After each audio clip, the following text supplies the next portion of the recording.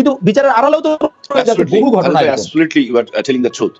আপনি একদম সত্য কথা বলেছেন এবং আমি আপনার সাথে সম্পূর্ণ একমত হয়ে বলতে চাই, কিছুটা বিদ্রোহের মতো করে বলতে চাই এবং আমি কিছুটা ক্ষোভের সাথেও বলতে চাই যে কিছু সংখ্যক মানুষ হয়ে গেছেন এবং তাদের সংখ্যা খুব কম এবং সমাজের বিভিন্ন স্টেক হোল্ডার তারা আছেন, একদম রাস্তার মস্তান থেকে আরম্ভ করে অনেক উঁচু পর্যায় পর্যন্ত আছেন, যারা এখন মনে করছেন অনিয়মটাকে নিয়মে পরিণত করবেন। আমার মনে হয় যে যারা অনিয়মটাকে নিয়মে পরিণত করতে চান এবং মনে করেন তারা কোনো ভাবে হয়তো একটা ওই যে বেগমগঞ্জের দেলোয়ার থেকে শুরু করে এবং ঢাকার অনেক বড় কেউ তিনি রাজনৈতিক ভাবেই হোক কিংবা অরাজনৈতিক ভাবেই হোক ক্ষমতার দাপটের কারণে হয়তোবা কিংবা ক্ষমতাকে ব্যবহার করবেন টাকার জোরে, কালো টাকার জোরে, এই ধরনের মানে সাহস নিয়ে তারা এখন অনিয়মটাকে নিয়মে পরিণত করতে চান। আমার কাছে লজ্জা লাগে, ঘৃণা লাগে। আমি পবিত্র কাবা শরীফ ছুঁয়ে কসম খেয়েছিলাম আল্লাহর কাছে যে আমি পুনর্বাসন করবো, উচ্ছেদ না। এবং আরেক ভাই তখন আমাকে মন্ত্রী হওয়ার প্রপোজাল ছিল। আমি কাবা শরীফ ছুঁয়ে যখন আসলাম, আমি আমার নেত্রী, যাকে আমি মাতৃতুল্য নেত্রী বলি, শেখ হাসিনা, আল্লাহ সাক্ষী, আমি তার কাছে আসি এবং যে বলি আমি যে কাবা শরীফ ছুঁয়ে আমি শপথ করেছি যে আমি এটাকে পুনর্বাসন করবো। এবং আমি তাকে এটাও বলি যে এটার মধ্যে বাধা আসবে, কিন্তু প্রতিদিন থানায় 45 লক্ষ টাকা দেওয়া হতো শুধু তখনকার দিনে।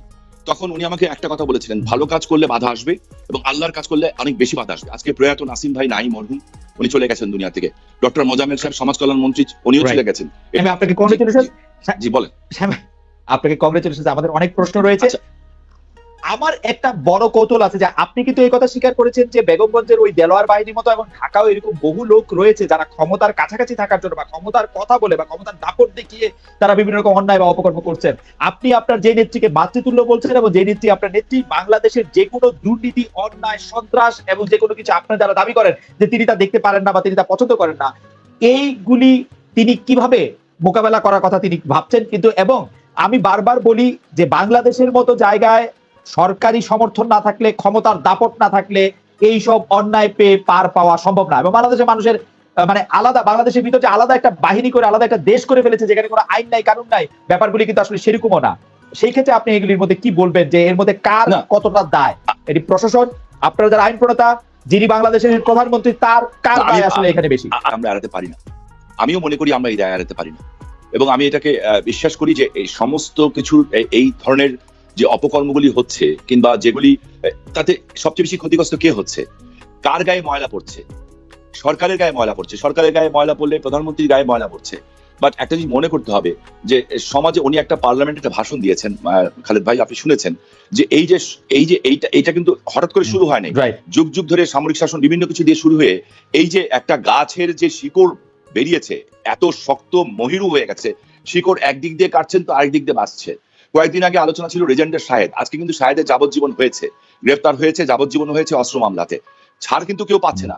বাট বেসিক্যালি যে প্রবলেমটা হচ্ছে যে আমাদের ভাবমূর্তিটা নষ্ট হচ্ছে। আর একটা মানুষ, আরেকটা জিনিস আমার কাছে এই কালচারটা ভালো লাগে না যে আমাদের মধ্যে অনেকেই বলেন যে মাননীয় প্রধানমন্ত্রী বলেছেন, মাননীয় প্রধানমন্ত্রী করেছেন, মাননীয় প্রধানমন্ত্রী বলছেন। ওয়াই? কেন উনি কেন বলবেন? What is my duty? আমার কাজ কি? আমার দায়িত্ব কি? আমার কি বিবেকবোধ নাই? আমার কি, আমি যদি দায়িত্ব পালন করতে না পারি তাহলে আমার দায়িত্ব ছেড়ে দেওয়াই উচিত। আমি মনে করি এটাই আমার শ্রেয়। আমি মনে করি অন্তপক্ষে এটা, কারণ খালেদ ভাই 58 বছর হয়ে গেছে, আর হয়তো বেশি থাকবো না। So that's why I want to telling the truth. আর আমরা যারা রাজনীতি করি, রাজনীতি এখন একটা জিনিসই করি, যাতে মৃত্যুর পর যাতে মানুষ বলে যে লোকটা ভালো মানুষ ছিল। That's it. ওকে, আমার এই প্রশ্ন ছিল, আমরা দর্শকদের উদ্দেশ্যে একটি পোল করেছিলাম, যে দর্শকদের উদ্দেশ্যে একটি প্রশ্ন রেখেছিলাম, আপনি আসবেন, সেটিও দর্শকরা জানেন। যে প্রশ্নটি হচ্ছে এরকম: প্রিয় দর্শক, দেশে অপরাধ, সন্ত্রাস ও দুর্নীতির দায় কি শুধু ক্ষমতাসীনদের? শতকরা 85% বলেছেন হ্যাঁ ভোটারদের, না বলেছেন শতকরা 15%। 10,000 জন, আমি যখন এই পোলটি দেখেছি তখন 10,000 জন তাতে ভোট দিয়েছেন। পরে ভোট সংখ্যা আরো ভোট আরো দিচ্ছেন আর কি। 85% বলেছেন হ্যাঁ, 15% বলেছেন যে না। আপনি আপনাকে প্রশ্নটি আমি আরেকটু সরাসরি করতে চাই শামীম ভাই। আপনি অনেক প্রশ্নের সরাসরি জবাব দেন এবং আপনি আজকে যখন এখানে আসার আগে আপনার সঙ্গে আমার কথা হচ্ছিল, আপনি বলেছিলেন যে একজন মানুষ হিসাবে যেন আপনাকে একজন প্রশ্ন করা হয়। আমি একজন মানুষ হিসাবে এবং আপনাকে একজন রাজনৈতিক নেতা হিসাবে এই সম্পর্কে যদি আপনি একটু বলতেন, যেহেতু নারায়ণগঞ্জের এসপি সাহেবের কথা। বেসিক্যালি বিষয়টা সেরকম না।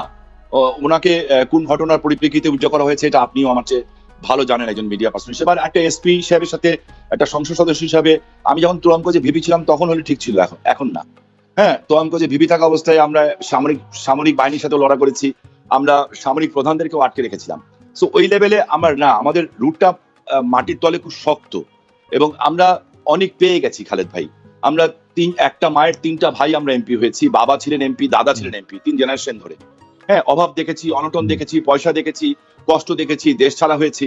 তো একটা জিনিস করতে চাই, মানুষের জন্য কাজটা করতে চাই। বাট আপনি যে কথাটা বলছেন, আমি যদি আপনি আমাকে আমি ওপেনলি বলতে চাই, আপনি যদি আমাকে এক কথায় জিজ্ঞেস করেন যে শামীম ভাই হিসাবে জিজ্ঞেস করছি, আপনি কি সন্তুষ্ট? আমি বলবো না, আমি সন্তুষ্ট না। বিকজ আমি এই কারণে বলবো, এই দলটা বাংলাদেশ আওয়ামী লীগ, এই দলটার জনক হচ্ছেন জাতির জনক বঙ্গবন্ধু শেখ মুজিবুর রহমান, যিনি দেশটাকে স্বাধীন করেছেন। এই দল থেকে নিয়ে একটা মহিলা তার বাবা মা ভাই সবকিছু হারিয়ে এই দলটাকে নিয়ে রাষ্ট্রীয় ক্ষমতা এসেছেন 21 বছরে খালেদ ভাই আমার হাত দিয়ে আমার 49টা ভাইকে দাফন করতে হয়েছে, এতগুলি রক্তের উপর দিয়ে আমাদের আসতে হয়েছে। এই ধরনের মানুষের চেহারা দেখার জন্য না, যারা আমাদের নামের উপরে ব্যবহার করে, দলের উপরে ব্যবহার করে তারা লুণ্ঠন করবে, আর তার দায় দায়িত্ব আমরা নিব, নট অ্যাট অল। আমরা কথা বলবো, এবং আমি আপনাকে একটা কথা বলি। জি, তো আপনার কাছে এই পরিষ্কার লাইনটা আপনি একদম কন্টিনিউ করেন। আমি মাঝখানে একটু বলি, আপনার কাছে কেন মনে হয় যে একজন পুলিশ অফিসার, সত্যি কথা বলতে আপনি যে পুলিশ অফিসারের কথা বলছেন সেই পুলিশ অফিসার আর আমি একই ব্যাচে, মানে আমি জয়েন করেছিলাম, আমি বেরিয়ে এসেছি, উনি মানে আমরা মানে অত সিনিয়র পুলিশ অফিসারও না। একটি পুলিশ অফিসারের এরকম ক্ষমতা নাকি একজন এমপির এত ক্ষমতা? উনি অনেকবার বলেছেন যে কোন এমপি, মানে ব্যাপারগুলি এরকম দাঁড়ায় কেন, মানে কার ক্ষমতা, মানে ক্ষমতার বলয়গুলি, মানে এটার ইয়াটা আমরা একটু বুঝতে চাই সাহেব, আপনি যদি আমাদেরকে একটু খোলাসা করে বলেন। আপনি ঠিকই বলেছেন যে তোলারাম কলেজের ভিপির হয়তো মানায় একজন এসপির সাথে এই ধরনের। এখন বিষয়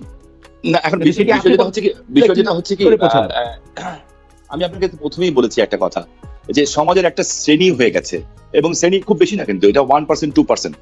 হ্যাঁ, এই 2% 1% লোক, হ্যাঁ, তারা অনিয়মটাকে নিয়ম বানাতে চায়, এবং যারা চায় তাদের পাওয়ারটাকে আপনি একদম লেস হিসেবে ধরবেন না। আর আমরা যেন এটাকে করতে চাই না, কিংবা আমি এখনো মনে করি খালেদ ভাই, আমি আপনাকে খুব সাহসের সাথে বলতে চাই, বিশ্বাসের সাথে বলতে চাই, যে কোনো রাজনৈতিক দলের নেতাকর্মী হোক, এখনো আমার মনে হয় 90% রাজনৈতিক দলের নেতাকর্মী ভালো আছেন, ভালো মানুষ, তারা মানুষের জন্য কাজ করতে চান। বাট মানে এটি কোন গবেষণা বা কোন হিসাব বা কোন বিবেচনার উপর আপনি বলতেছেন? যেহেতু আমি আমার সেই ব্যাচমেটের কথা বললাম, আমি আরেকটি খবর দিই শামীম ভাই, আপনাদের 350 জন এমপিদের মধ্যে আমি নাম বলবো না, সংখ্যা বলবো না, কিন্তু অনেক এমপি দল বেঁধে গিয়ে এসপির রুমে বসে আছেন, সেরকম সিনও কিন্তু আমি অনেকবার দেখেছি। তদবিরের পর তদবির করছেন এসপির সাথে, একটা মানে আপনি জানেন যে আমি কি বলতে চাইছি। হ্যাঁ, এবং দ্যাট ইজ দ্য প্রবলেম। যে আমি যদি আমার একটা জিনিস কি খালেদ ভাই, আমি একটা জিনিস মনে করি, প্রত্যেকটা মানুষের একটা নিজস্ব সম্মান আছে। আর আমি রাজনীতি করতে এসেছি, আমি দুনিয়াতে সবচেয়ে বেশি সম্মান করি আমাকে। আমি যদি আমাকে নিজেকেই সম্মান করতে না পারি খালেদ ভাই, আমি আপনাকে কিংবা একটা রাস্তার গরিব মানুষকেই বা কিভাবে সম্মান করবো? যে এই লোকের আত্মসম্মান বোধ নাই, হ্যাঁ, সেই ধরনের কাজ করতে পারে। আর আত্মসম্মান বোধ তার আছে যে নিজে ন্যায় নীতির উপরে থাকে। আমরা যেহেতু ন্যায় নীতির উপরে থাকা, আমি বলি না আমি পারফেক্ট, কিন্তু যারা কিন্তু আত্মসম্মান বোধের ক্ষেত্রে শামীম ভাই, আত্মসম্মান বোধের ক্ষেত্রে একটি বড় পাহারাদার নাকি এরকম হয়ে উঠেছে যে অনেকে এরকম বলছেন, বা কেউ এরকম বলছে যে আপনারা এমপি হয়েছেন পুলিশ বা প্রশাসনের ভিজিলেন্সে, বা কেউ যদি বলেন অনুগ্রহে, বা কেউ বলেন যে তৎপরতায়, সেই জন্যই তাদের আপনাদের প্রতি শ্রদ্ধা। এখানে বিভিন্ন মানুষ এখন দেখেন বিভিন্ন ভাবে বিশ্লেষণ করবেন। যিনি পেয়েছেন তিনি একভাবে বিশ্লেষণ করবেন, যিনি পান নাই তিনি একভাবে বিশ্লেষণ করবেন। ঠিক আছে, একজন সমুদ্রের মধ্যে যখন নৌকাটা ঢেউয়ের তালে পড়ে, তখন ওই সমুদ্রের মাঝি বুঝে যে কিভাবে তাকে নৌকাটাকে সাম্পানটাকে পাড়ে ভিড়াতে হবে। আর পাশে বসে যখন আমি আর আপনি কিংবা আপনার মতো একজন সুন্দর পুরুষ মানুষ যখন আপনার সহধর্মীকে সাথে নিয়ে সমুদ্রের পানিতে পা ডুবান, তখন আপনার কাছে ওই সুন্দর দৃশ্যটা কিন্তু অনেক সুন্দর লাগে। বাট ওই লোকটা বুঝে যখন ঢেউ উঠে, তার কত কষ্ট। এখন কে কিভাবে বিশ্লেষণ করবে আমি জানি না, আমি আমার নিজের জবাবটা দিতে পারি, আমি আমার জায়গাটার কথা বলতে পারি, আমি আরেকজনের দায়বদ্ধতা নিতে রাজি না। আমি একজনের কথা বলতে পারি যে আমি কিন্তু সাহেব এই প্রসঙ্গে আমার শেষ প্রশ্ন, আরেকজনের দায় আপনি নিয়েন না, কিন্তু যাকে আপনি লুটপাটের অংশ হিসাবে জাতির জনক বঙ্গবন্ধুর দেশে যাকে আপনি দেখতে চান না, তাকে যখন আরো গুরুত্বপূর্ণ জায়গায় পদায়ন করা হয়, সেটিকে আমরা কিভাবে ব্যাখ্যা করবো? আমরা কাকে বিশ্বাস করবো, জনাব শামীম ওসমানকে নাকি সেই পুলিশ অফিসারকে? আপনি আমাদেরকে এই প্রসঙ্গে আমি ওই লেভেলটা নিয়ে আলোচনা করতে চাই না। আমি আমার সাথে কিন্তু ওনার এমন কোনো কিছু হয় নাই, টু বি অনেস্টলি। ওনার সাথে যেটা হয়েছিল, একজন মন্ত্রী মহোদয়ের বিরুদ্ধে উনি কথা বলেছিলেন, সেটা নিয়ে হয়েছে। আমার সাথে ওনার এমন কোনো কিছু হয় নাই। আর যেটা নিয়ে আমার ওনার ব্যাপারে কথা বলতে হবে খালেদ ভাই, আর আমার মনে হয় না যে আমার অবস্থানটা ওই জায়গায় ওকে, যে আমি একজন আমি ওনার মঙ্গল কামনা করি, এবং আমার মনে হয় যে অবশ্যই ওনার উপযুক্ত আছে দেখেই সরকার কিংবা স্বরাষ্ট্র মন্ত্রণালয় ওনাকে ভালো জায়গায় বসিয়েছে। আমি আমি আপনার বক্তব্য পরিষ্কার। শামীম ভাই, আমি এইবার কিছু প্রশ্ন করতে চাই যেগুলো জি। আপনি খুব দ্রুত গুছিয়ে আপনি যেরকম সুন্দর করে কথা বলেন সেরকম বলেন। রাজনীতিবিদ হিসেবে আপনি সফল না ব্যর্থ, কি মনে হয় শামীম ভাই? জনগণ আপনাকে কেন মনে রাখবে? জনগণ আপনাকে মনে রাখবে কারণ শামীম ওসমান খুব শামীম ওসমানকে মানুষ খুব ভয় পেত। জনগণ খুব মনে পড়বে যে শামীম ওসমান আসলে খুব পয়সাওয়ালা লোকের, দামি লোকের ছেলে বা নাতি। জনগণ আপনাকে মনে রাখবে কারণ হচ্ছে যে আপনি অনেককে উপকার করেছেন বা নাকি অপকার করেছেন। কি জন্য জনগণ আপনাকে মনে রাখবে রাজনীতি হিসেবে? খালেদ ভাই, এই একই কথা আমি আমার নেত্রী, আমার মাতৃতুল্য নেত্রীর কাছে বলেছি যে আমি মানে এই কথাটা এখন বলা ঠিক হবে কিনা, আমি রাজনীতিতে ফর্মে থাকা অবস্থাতেই রাজনীতি থেকে সরতে চাই। হ্যাঁ, রাজনীতি থেকে সরতে চাই, আমি ক্ষমতা লোভী লোক না। হ্যাঁ, এটা আপনি কি এখন সাহেব, আপনি কি এখন আমি রাজনীতিতে ফর্মে আছেন? আমি রাজনীতিতে ফর্মে আছেন? ভাই, কথা শেষ করলে আপনি বুঝতে পারবেন। সো সেখানে আমি একটা কথা মানে মানে আমি জানতে চাইছিলাম যে আপনি ফর্মে আছেন কিনা। এটা বলতে চাই, খালেদ ভাই, আপনি শুনে খুশি হবেন যে নারায়ণগঞ্জে যে কটা বড় কাজ হয়েছে, এক্সেপ্ট নারায়ণগঞ্জের যে 300 শয্যা হাসপাতালটা, ওইটা আমার বড় ভাই নাসিম ওসমান ওনার সময় উনি করেছিলেন। উনি আজকে দুনিয়াতে নাই, হয়তো এই জন্য মানুষ ওনাকে মনে রাখে। আর এছাড়া যতগুলি বড় কাজ আছে আল্লাহর হুকুমে, রসুল পাকের ওসিলায় এবং আমার নেত্রী শেখ হাসিনার অনুগ্রহে এবং আমাদের অন্যান্য সবার, আমার নারায়ণগঞ্জে আমরা কিন্তু এই প্রজেক্টগুলি করতে পেরেছি। আমি জানি পৃথিবীতে একটা সত্য খালেদ ভাই, আর কোনো সত্য নাই, দ্যাট ইজ আপনাকে এবং আমাদের সবাইকে চলে যেতে হবে। আমি আমার নেত্রীর কাছে বলেছি আমি এই কাজগুলি চাই, এবং উনি আমাকে দিয়েছেন। আজকে ডিএনডি প্রজেক্ট হচ্ছে, নারায়ণগঞ্জের লিং রোড সারা বাংলার সবচেয়ে সুন্দর হচ্ছে, স্টেডিয়াম হয়েছে, ঢাকা নারায়ণগঞ্জ রোডটা হচ্ছে, নারায়ণগঞ্জ থেকে মুন্সিগঞ্জ ফ্লাইওভার হচ্ছে। আমার এখন শুধু দুটো দাবি বাকি আছে, একটা হচ্ছে মেডিকেল কলেজ আর একটা ইউনিভার্সিটি, মানে সরকারি ইউনিভার্সিটি। এই দুটো হয়ে গেলে আমার মনে হয় যে নারায়ণগঞ্জের মানুষ মনে করবে যে ওকে ফাইন, আমরা স্যাটিসফাইড যে ও যা করেছে। কিন্তু আমি নারায়ণগঞ্জের মানুষের ঋণ শোধ করতে পারবো না, তারা আমার জন্য যা করেছেন। না সাহেব, আমি বুঝতে পারছি, কিন্তু কিন্তু এই কথা সত্য যে নারায়ণগঞ্জে অনেক কিছু হয়েছে, কিন্তু নারায়ণগঞ্জে যে আরো অনেক কিছু গত 10 বছরে যেগুলি হয়েছে সেগুলির ক্ষেত্রেও কি লোকে আপনাকে মনে করবে কিনা? নারায়ণগঞ্জের 7 খুনের কথা, নারায়ণগঞ্জের মধ্যে যদি আমি বলি যে সর্বশেষ যদি আমি বলি যে মসজিদে একটি ত্রুটিপূর্ণ গ্যাস লাইনের জন্য কতজন মানুষকে আসলে মরে যেতে হলো। আমরা বা নারায়ণগঞ্জে এক সময়, খুব বেশি দিন আগে না, 3-4 বছর আগেও এখনো কিছুটা আছে যে মাদকের একটি অবাধ হোলসেল মার্কেটে পরিণত হলো নারায়ণগঞ্জ।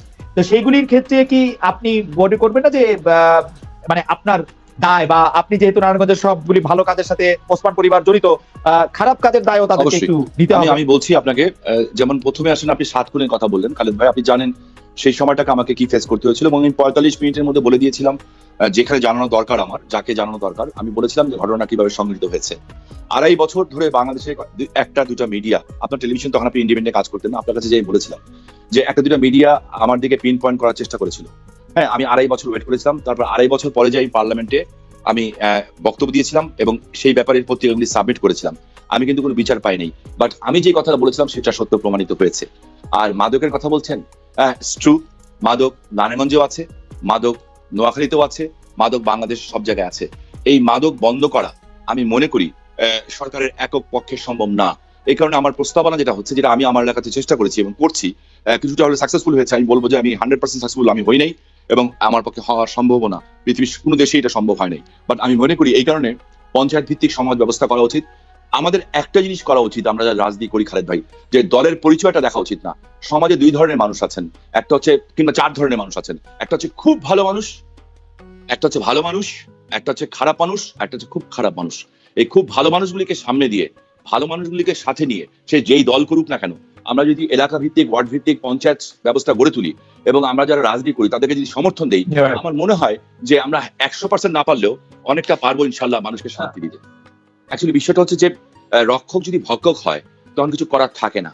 রক্ষকের ভক্ষক হওয়ার প্রসঙ্গ আপনি যদি একটু ব্যাখ্যা করেন তাহলে আমাদের লোকজনের বুঝতে সুবিধা হতো। শামীম ভাই, একটু যদি বলেন যে কোথায় রক্ষক ভক্ষক হচ্ছে মাদকের এই বিষয়গুলিতে, আমাদের যদি খুব অল্প সময়ের মধ্যে বলেন। আমাদের সময় শেষে আসছে, মাদকের স্টেক হোল্ডার আছে, এবং মাদকের স্টেক হোল্ডার যদি মানে আইন শৃঙ্খলা বাহিনী থেকে যদি যদি আমি বিশ্বাস করি মনে প্রাণে, আইন শৃঙ্খলা বাহিনী এককভাবে না, সাথে যদি সচেতন মানুষ একসাথে এগিয়ে আসে, তাহলে আমার মনে হয় না যে মাদকটাকে 100% নির্মূল আপনি করতে পারবেন না, বাট অবশ্যই এটাকে এমন এক জায়গায় নিয়ে যেতে পারবেন যেটাতে আগামী প্রজন্ম, আমাদের একটা সুস্থ প্রজন্ম গড়ে উঠতে পারবে। বাট এখন মাদক একটা ভয়াবহতা, এই যে রেপ যেটা হচ্ছে, ধর্ষণ হচ্ছে, এটারও কিন্তু আমার মনে হয় মাদকের একটা ইফেক্ট আছে। আর আপনি যেটা বলছেন আমি খুব পাওয়ারফুল, আমার কাছে আগে মনে হতো যখন আমি তুলনাগঞ্জে ভিপি ছিলাম কিংবা এমপি হই নাই, কিংবা 96 এর পরেও যখন এমপি হয়েছি 2001 পর্যন্ত, যে আমি আসলে পাওয়ারফুল। বাট আমার কাছে মনে হয় সামহাও যে আমি অসহায় খুব একটা মানুষ। বিকজ আমাকে এখন দায়িত্ব নিয়ে যদি কথা বলতে হয়, আমার হাতটা পাটা দুটি বাঁধা। এখন যেহেতু হাত পা দুটি বাঁধা, আমি সবটা পরিষ্কারভাবে বলতে পারি না। আর যার কাছে বলি ওনার কাছেই বলা যায়, আর কারোর কাছে বলা যায় না রেজাল্ট পাওয়ার জন্য। সো আমি একটা কথা বলতে, শাহীন ভাই, আপনি দাবি করেন বা আপনার কথায়, আপনার বক্তৃতা আমরা দেখেছি যে সামরিক শাসনের সময় যে কোনো সময় আপনার হাত পা বাঁধা ছিল না, এই সরকারের সময় এসে আপনার হাত পা বেঁধে রাখা হয়েছে কেন? ওইভাবে আমি বলছি না যে হাত পা বাঁধা, বিকজ আমি একটা রেসপন্সিবল পার্সন। হ্যাঁ, তো আমি আমার দায়িত্বটা অন্য কারোর উপরে চাপাতে চাই না। আমি মনে করি নারায়ণগঞ্জে যদি কোনো খারাপ ঘটনা ঘটে, তাহলে আমরা যারা জাতীয় সংসদ সদস্য আছি, মেয়র আছি, চেয়ারম্যান আছি, মেম্বার আছি, জনপ্রতিনিধি আছি, of course we have to take the responsibility. আমাদেরকে রেসপন্সিবিলিটি নিতে হবে। আর না হলে যেটা আপনার টেলিভিশন চ্যানেলে আমি বলেছিলাম যে এই ঘটনা র্যাব ঘটিয়েছে, ওই কথা বলার সাহস থাকতে হবে। কারণ সাদাকে সাদা বলবো, কালোকে কালো বলবো, এই কথা আমার নেত্রী জাতির জনকের কন্যা শেখ হাসিনা আমাদেরকে শিখিয়েছেন। আর যদি বলতে না পারি, রাজনীতি না করা আমাদের উচিত বলে আমি মনে করি। তো 350 এমপি কতজনকে আপনি সন্ত্রাস বা দুর্নীতি মুক্ত মনে করেন? আপনার পার্লামেন্টের একজন সহকর্মী এমপি এখন কুয়েতের জেলে বন্দী, বিষয়টি আপনি আসলে কিভাবে দেখেন? আপনি বলেছেন 350 এমপির মধ্যে আপনি সবাইকে পারফেক্ট মনে করেন কিনা। আমি নিজেকেই পারফেক্ট মনে করি না। বাট আমি একটা জিনিস মনে করি, সবার আমার না, পারফেক্টের কথা আমি বলি নাই শাহীন ভাই, আমি বলছি 350 জন এমপির কতজনকে আপনি সন্ত্রাসী এবং দুর্নীতিবাজ মনে করেন, বা কয়জন সন্ত্রাসী বা দুর্নীতি মুক্ত? দেখেন, আমি যদি আপনাকে এখন এই কথার উত্তর দিতে যাই, তাহলে আপনিও একজন আইনের ছাত্র, আমিও একজন আইনের ছাত্র। তো যেহেতু আপনি আইন করে ম্যাজিস্ট্রেসি করেছেন, আমিও আইন পাস করেছিলাম সারা বাংলাদেশে, আমি ল পাস করেছিলাম এবং একটা ছোটখাটো ছাত্র হিসাবে আমি ষষ্ঠ স্থান অধিকার করেছিলাম।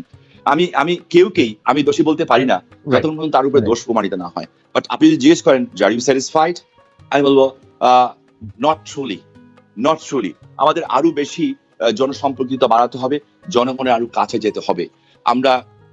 আমাদের ব্যর্থতার কারণে একজনের উপরে চাপ বেশি পড়ছে আমি বলে মনে করি। একটা মানুষ 19 ঘন্টা কাজ করছে, আর এখানে হেলথ ডিপার্টমেন্টে করোনার সময় চুরি হচ্ছে।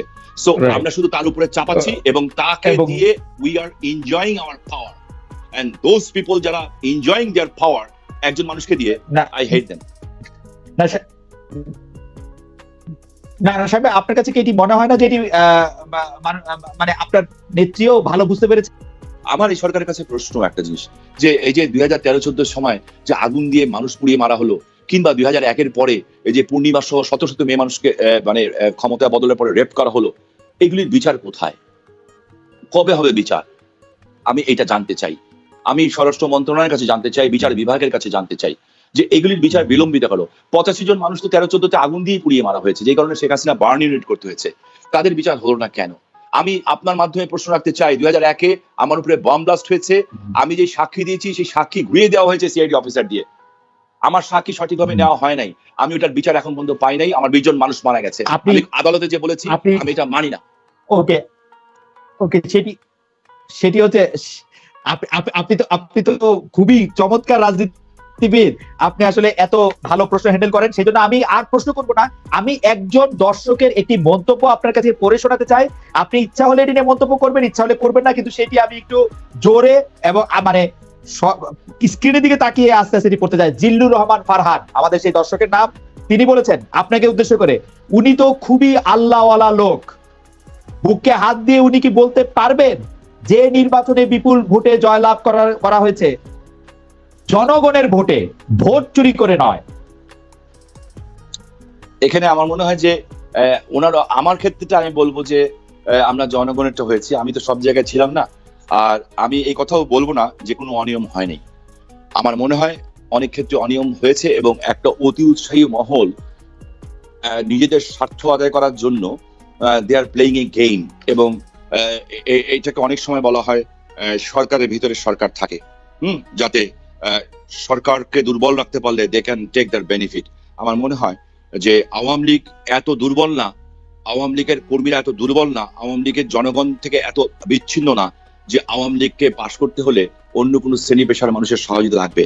কিন্তু কেউ কোনো জায়গায় এই ঘটনাগুলি ঘটিয়েছে এই কারণে যাতে আওয়ামী লীগ সবলভাবে বঙ্গবন্ধুর স্বপ্নটাকে বাস্তবায়ন করতে যে বাধাগ্রস্ত হয়। তবে একটা জিনিস বলি, তাদের কপালটা ভালো যে পৃথিবীতে করোনা এসছে। যদি করোনা না থাকতো তাহলে তারা দেখতে পারতো জাতির জনকের কন্যা শেখ হাসিনার রূপ দেখতে পারতো। এবং আপনি বিশ্বাস রাখবেন, আমি শুধু ওই দর্শকের কাছে, আল্লাহর কাছে, আমি 2 বেলা কোরআন শরীফ পড়ি, 22 বছর তাহাজ্জুদ পড়ি। আমি ওনাকে একটা কথা বলতে চাই, শুধু আমার জন্য দোয়া করার, যদি করেন তো করবেন। আমি না থাকলে দেশে কিচ্ছু হবে না, কিচ্ছু হবে না। খালেদ ভাই, হয়তো আপনার কাছে একসময় মনে হবে আরে শামীম ভাইয়ের সাথে কথা বলছিলাম, লোকটা ভালো ছিল কিংবা খারাপ ছিল, একটা কমেন্টস করবেন। বাট ফর দিস কান্ট্রি আমার মনে হয় যে আমরা শেখ হাসিনাকে দরকার, এবং দরকার আমাদের আগামী প্রজন্মের জন্য, আপনার আমার সন্তানের জন্য। বঙ্গবন্ধুকে হারিয়ে আমরা অনেক পিছিয়ে গেছি, এখন ওনাকে দরকার। আমাকে আপনার দরকার নেই। ওকে, আমার জায়গায় আমার মনে হয় নতুন প্রজন্ম আসার দরকার আছে বলে আমি মনে করি, যারা আমার চেয়ে ভালো, আমার চেয়ে কোয়ালিটি। আমার মনে হয় জনাব শামীম ওসমান অত্যন্ত চমৎকার ভাবে অনেকগুলি বিষয় আমাদের আলোচনার মধ্যে এসছে।